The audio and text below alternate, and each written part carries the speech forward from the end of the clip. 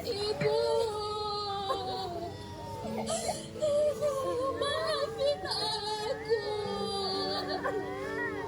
Selama ini aku tidak mendengarkan nasihatmu. Maafin aku jika selama ini aku tidak menghiraukan kata-katamu.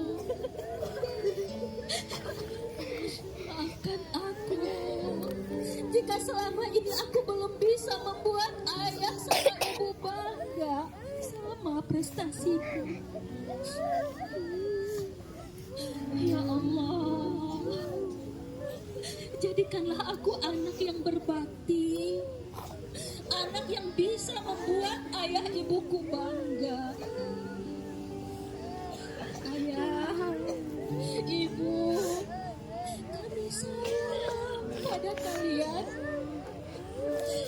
Di sini sejumput pengalaman mengajarkan kepadaku betapa susah hidup tanpa ayah dan ibu. Adik-adik, pernah gak sih terbayang oleh kalian satu saat kalian pulang ke rumah, ternyata di depan rumahmu sudah ada bendera kuning.